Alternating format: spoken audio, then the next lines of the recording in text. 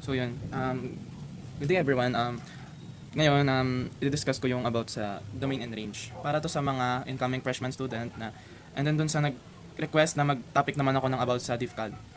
So, ito yung isa sa mga nakita kong importante na topic sa introductory ng DIFCAL, which is yung function.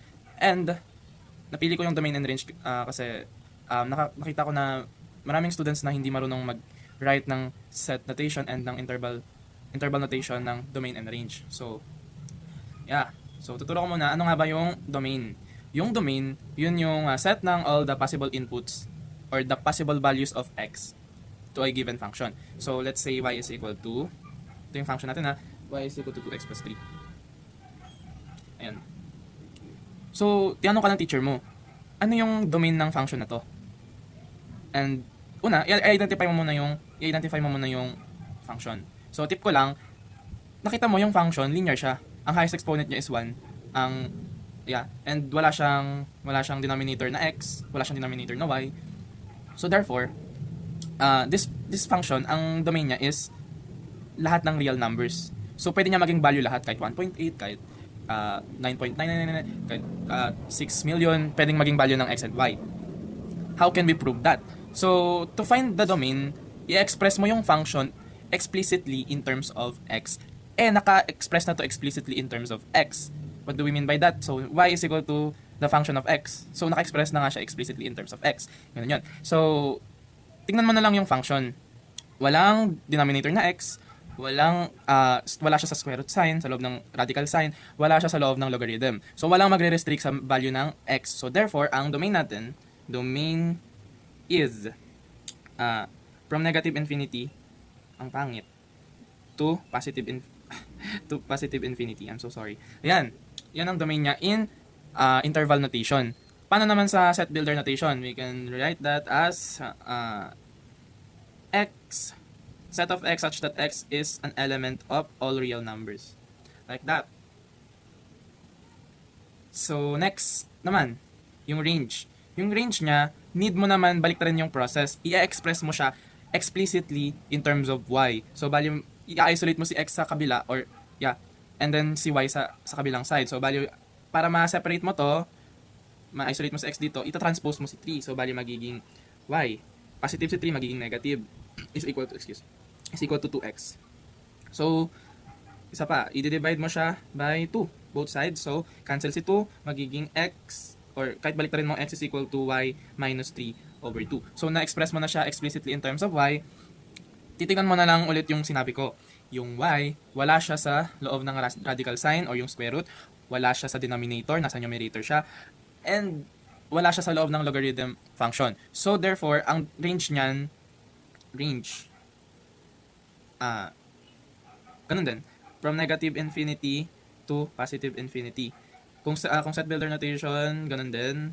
Y such that y is an element of all real numbers.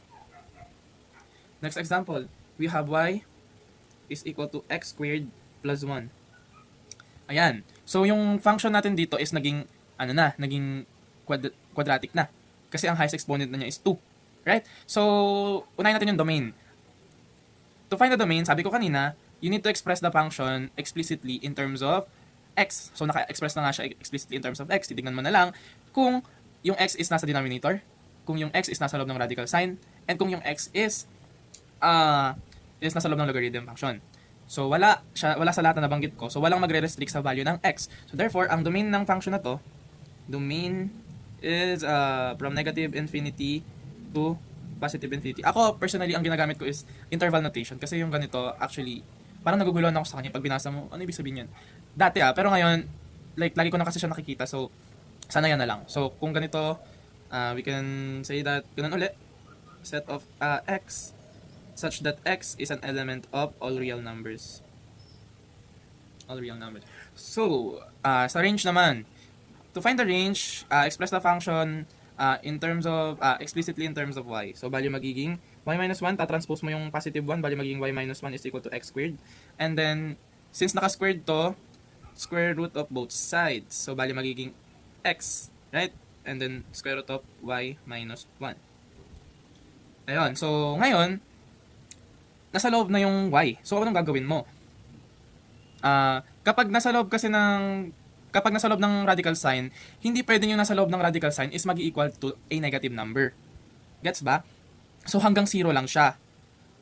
Meaning, yun yung restriction niya. Kasi kapag naging negative, di ba, hindi mo naman pwede i-hanapin yung square root ng negative number kasi imaginary number yun. And hindi yun yung pinag-uusapan natin kasi nasa domain and range tayo, nasa real number ang ano natin, ang topic natin. So, bali, since nasa loob na siya ng radical sign, we can say that y minus 1 is greater than or equal to 0. Kasi hindi siya pwedeng maging negative number. Pwede siya maging 0. Square root of 0 is 0, di ba? So dito, to para malaman mo yung ano ng y, yung possible values of y is, itatranspose mo yung negative 1 is greater than or equal to positive 1. So, we can say that the range of this function is included si 1 kasi equal, greater than or equal to. So, open bracket, 1, comma, to the positive infinity. Papunta sa pataas. Excluded si infinity kasi never naman natin maabot yung infinity. So, ganito yung pagsulat niya ng range, ang tawag doon? In interval notation. How about the set builder notation or set notation? We can say that y, kahit ganito na lang actually, y is less than or greater than or equal to 1. Or y, such that y is 1. Ganyan. Greater than or equal to 1. So, next example natin is ito. Last example ko na to. Y is equal to 2x over x minus 1. Alam ko naturo na to sa sa GenMath nyo dati. Depende na lang sa mga prof nyo kung masisipag sila. Kung na-explain nila ng maayos sa inyo to. Pero, yeah. Let's try this. Dito naman, inano ko na siya. Sineparate ko na siya para malaman, para mabilis nating masabi kung ano yung restrictions ng magiging domain and range natin or So dito, to find the domain, i-express mo yung function explicitly in terms of x. So naka-express siya explicitly in terms of x. Paulit-ulit ako. Titingnan mo na lang na yung x is nasa denominator and may tatlong possible values of x kasi cubic. So ibig sabihin, tatlo rin yung restrictions niya kasi nasa baba siya nasa denominator siya. So dito, x minus 1, i-equate mo na lang sa 0 yung bawat factors ng denominator. Ganon kapag expand. Kailangan mahanap mo yung tatlong values na magiging 0 yung denominator. In this case, we have x minus 1 is equal to 0. Ba't ko nilagyan ng parentheses? Pwede mong i-transpose si x is negative 1. So, value by x is positive 1. So, isa na x is equal to 1 as restriction. So, x cannot be equal to positive 1.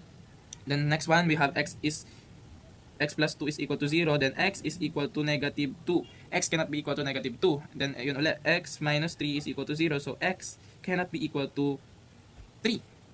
So, paano tayo gagawa ng set builder notation dyan? Now, nahanap na natin lahat ng restrictions. Ito yung restriction natin, no? Hindi siya pwede maging 1, hindi siya pwede maging negative 2, hindi siya pwede maging negative 3. Sa set builder notation, magsisimula tayo sa pinakamaliit na value niya, palaki. So, bali, ang pinakamaliit dito is negative 2. Yun, hindi niya pwedeng tamaan si negative 2. So, bali, magsa-start, yung mas mababa kay negative 2, pwede siya maging negative 3, negative 4, negative 5, hanggang pinakamababang negative. So, bali, the domain, we can say that the domain is from the negative infinity, excluded si negative infinity kasi hindi natin siya maabot, to negative 2. Right? Negative 2. Yun. So, ito yung una nating set or yung interval. Kaso, may kasama pa siyang iba. So, yun. Negative 2, hindi nga tinamaan si negative 2, to positive 1. Right? And then yun. Positive 1 to 3. Hindi na naman included si negative 3. So, ang gagamitin natin is close parentheses. And then yun ulit. 3, infinity. Hindi uli included si infinity kasi siya tatamaan. So, ganito yung interval notation ng domain natin sa function na to. Paano naman siya sa set builder notation, yung naka-braces? So, we can say that x is an element of all real numbers such that x is not equal to negative 2, x is not equal to 1, comma, x is not equal to 3. Yan, pwedeng ganyan yung set builder notation mo. So, how about the range? Range. I-express natin yung function, tawag doon, explicitly in terms of y. So, bali, we can cross-multiply itong tatlong to, i-multiply mo dito, tapos mag-multiply ka rin ito dito. So, pag nag-multiply ka nito dito, makakancel siya. Right? Cancel to, cancel yon yung i-multiply mo, tapos mamultiply to dito.